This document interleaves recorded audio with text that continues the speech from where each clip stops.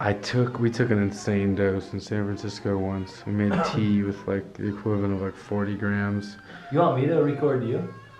No, I mean, maybe later. I don't know. No. Right now it's cool.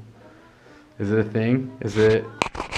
No, Is it weird? No, I mean a little bit, but no worries, man. Is it uncomfortable? I'm good with it. Yeah, yeah. Yeah, no, just because some thinking people, everyone reacts differently. Yeah, yeah. But I was just thinking you were the one telling the story. I thought maybe you wanted it. No, it's cool. Like, I'm still telling the story.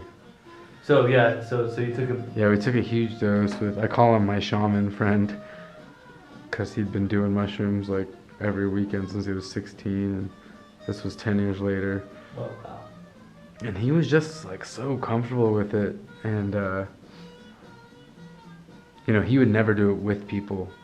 He would take an eighth, lie down in his bed, tell his family not to bother him for 4 hours, Oh wow. lie in the fetal position and travel, you know? Really? Yeah, and so he comes over, and he hadn't done them with people since he was 16, you know? He's 25 years old. No shit. So And he just did this as he like a decided to spiritual do it thing. with us. No, because he felt that connection with us, right? Right. And so he brings over a bunch. He's like, okay, first take this back with you to LA. Here's a bag. I'm like, okay. And we picked these. He picked these in San Oh, wow. Francisco. He would go hunting, Oh, right? wow. He had all the spots. He Uh, said they called to him. So when he was in college and shit, once he was walking and the mushrooms told him, he wasn't on mushrooms, but he got a message saying, turn around that corner. Turned around that corner, and there's a bunch of them growing there. And he had been hunting them long enough to know that they were the right kinds. So he ate them right before his final. No shit. This was while he was a senior at the university, yeah. And then by the end of his final, he was tripping on mushrooms. Oh, It's so he yeah. like timed it out. Yeah, he said he finished the test tripping. But anyway, yeah, so this guy, right, he has like a connection with them, you know, like they find him Yeah. out, and this specific strain, this specific mushroom, was a hybrid of a European and North American kind, and no one had figured out how to cultivate it at home. It only grew out in public, and it only grew near humans. It didn't grow in forests. It Really? only grew in those wood chips that you mostly find in like shopping malls. Oh, So it always grew in like shopping mall type places, or the San Francisco State University dorms. All these like Oh, no shit. random places they would grow.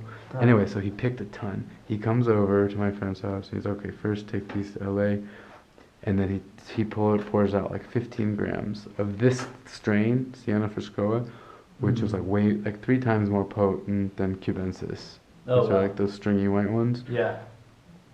And I'm like, all right, well, we could put this much in, divide it, blah, blah, blah, like make the tea. He's like, dude, let's just do all of it. And I'm like, I don't know, man.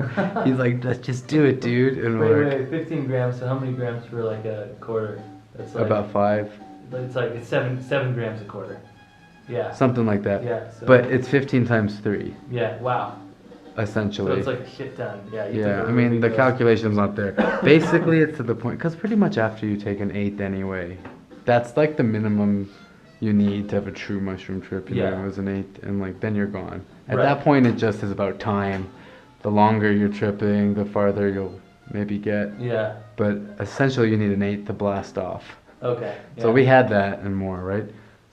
I only drank a cup and a half of the tea because we put green tea in it. And at Yeah. the time, I was really sensitive to caffeine, so I started to get anxious and shake, and I went and vomited.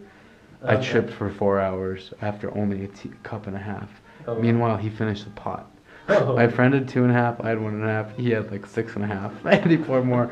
And so I vomited, and then I started feeling it, and I was like, hey guys, I gotta go in the other room, I'm sorry. And I was tripping balls, right? And then meanwhile, for like another hour, they weren't feeling it. And I felt it right away. And I Oh, started to really? get a stomach cramp because we put 5-HTP, like a nootropic, Oh, right. in Yeah, there, yeah. and I had an empty stomach, and apparently there can be adverse effects. So I started getting really bad cramps. So I thought something was wrong with the tea, the mushrooms, right? Because I'm like, oh shit, because they weren't feeling it, only me, and they weren't tripping it either, only me. Weird. And I was like, oh shit. So eventually they It's weird how started. it hits different people. I know. So Yeah. they started smoking bowls, and so they finally started to feel it. And meanwhile, I'm thinking I'm dying. I'm in such pain Oh, that's for like an hour and a half. Yeah, and I'm tripping anyway, right? It's a So bad I'm way like- to begin your trip. but yeah. I realized I was surrendering to the pain. I was bowing down to it. It was being my master, you know, that shit you're supposed to realize, huh? And I was realizing, like, if you think you're all free with your life and shit, then why don't you die? That's what it was doing to me, you know? It was like, crazy. die. Then just die. Because, like, that's what I always talk about. Be free with your life, blah, blah, blah. Yeah. And here I was. I'm like, I can't even be comfortable with this pain, even if I know it's going to kill me, you know? Like, who am I? I'm weak in the face of that. Huh. So I finally curled up in a ball and I surrendered to it. Huh. I was like, I'm going to miss my family. I feel bad that they're going to love me. And then So you suddenly, really like thought you were. I accepted. I had to. Yeah. And then as soon as I did, I left my body. I was far off in the cosmos, No in way. perfect bliss, you know, like a true DMT trip, you know, Wow. except further. And then immediately I realized I was dead, right? And I suddenly felt this fear, like, oh, my dad, like, he's gonna have to take the bus home alone tomorrow because we both took the bus up to San Francisco and we were gonna go back the next day, like, and then like I felt back in the box of Yeah. reality and fear and emotion, and I realized that whole box was made of words that were thoughts, and that those thoughts just confined me. And then I realized, and then the pain came back in my stomach, and so I was like, fuck it, I'm leaving. And I left again, and it's the perfect bliss. I was like getting a tour of the universe's mansion as I looked at it, you know? And then suddenly I felt it again, and then I felt how reality was, and then suddenly my stomach ache went away. I got super excited, and I turned the lights on, and I started dancing, and I had to tell my friend everything, and it was really crazy. But meanwhile, the other guy was still passed out for like 3 hours. He just Anyway, passed out? he was gone. He was gone. Like I mean, he was somewhere, but yeah. So after that, my trip was pretty much over, right? It had been like 3 hours. I came out there. Oh, it had been 3 hours. Fuck. It had already been 3 hours. That's a fucking. You must have journeyed in 3 hours, man. Because you can in 20 minutes. I mean, if you have some really. Yeah. It's like you go somewhere. We took a lot, dude. We That's took a lot. insane. We made a strong tea, and and we put lemon in it. Oh yeah, to So help extract. Well, and it condenses the trip. Oh yeah. It makes it more powerful because then when you Powerful and quicker. the enzyme in your stomach digests it faster. Oh. So instead of just the ride, it's like the ride. Oh really? Yeah. I'm definitely. But we gonna- took enough to where that ride just kept going, and that's Yeah. why this happened. I'm definitely gonna try it with some lemon. So meanwhile, we come back in the other room, and he's still gone. And we kind of wake him up, and he's just in another world, and we're talking, and he's laughing at the words. And then he falls asleep on the counter, and then we go back in the other room, and we hear a big crash, and he had fallen over. He's a big 6'4" Russian guy, right? And he's just lying there on the ground. And we're like, oh, he's fine. We don't want to bother him. Anyway, so then I went outside and hugged a tree and did all this shit. And 3 hours later, he finally calls me. He's like, hey, I'm back. Where are you? And he was fine. He's like, he was on another planet. Anyway, he hasn't done them again. He had done them every month for 10 years. Oh wow. And after that night, he stopped because basically, like, these interdimensional space pirates told him, like, this can become your reality. If you're not careful, we can keep you here. And if you're being irresponsible with it, we can. Yeah. Anyway, something like that. Which he totally was. To that degree. Yeah. And so he fucking hasn't done them again. Or maybe he has, but as of a year ago, he hadn't. Oh, and it was a interesting. year before that.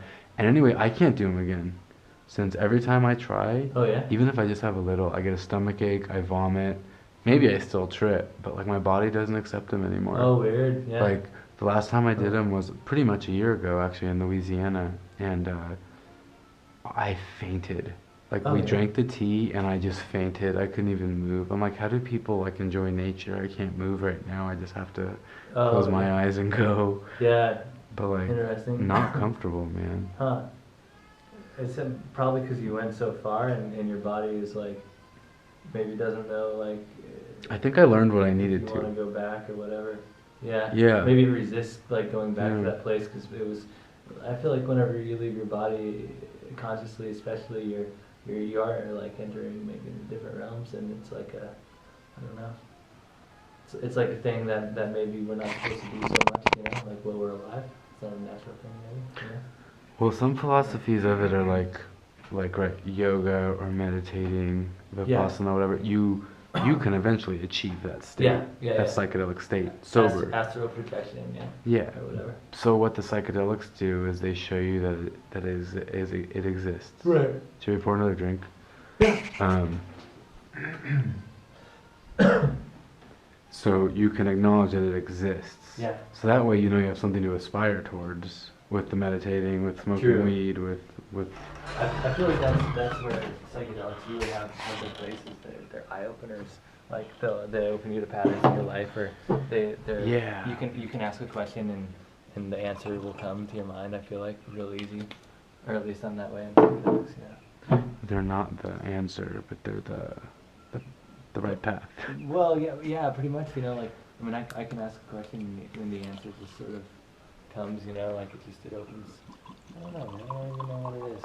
Well, they're not the final answer, in a way. No, 'cause they're not. the they're final answer yeah. would be you every day being chill. Of That's course, always yeah. the final answer. Yeah. But for the moment, you have that like, Yeah. okay, Yeah. I get it. Yeah. They're tools. They're tools. They're tools to show you something, but not build something inside of yourself. If that makes sense, you know. You know what I'm saying? Yeah, totally. Like when you meditate every day, and when you build go through that experience of getting deep down and like sort of, you know, being more aware of your true nature every day. I think that probably like on a structural level starts building your own nets and just starts becoming more permanent. You know, so you're more aware of that place. It's like, yeah, cheers, man. It's like they say, like at least in transcendental meditation, that you reach a certain point, you can have these brief experiences of enlightenment and everything we've been talking about. But then once you reach a certain point, like apparently it doesn't go away. You know, is the idea. It's a part of you. Yeah. Yeah, but like your awareness, it just that sense of your true self like doesn't really go away anymore. You know. Which is there. It's like always in your awareness. And that's something that like. But that's the thing, and that's the journey. Right. It does go away, but for less and less time. Maybe, yeah. You know, because Yeah. the only time it goes away is when you're not being present. You know, you're not being in the moment. Oh, for sure. Then it goes away. You catch it. You get caught up in the thoughts, the Yeah. negativity, and then it's gone. But like that was the idea of yogis going to the fucking Himalayas, becoming enlightened in a cave. Right. The point of doing that isn't to stay in the cave, it's to come back into the world and share that love and share that peace, you know? But it's also the goal of I'm gonna go that. close my door. Yeah, huh? Ah. Is it open? Yeah, I just left it open. Can I get it? Yeah, I guess so.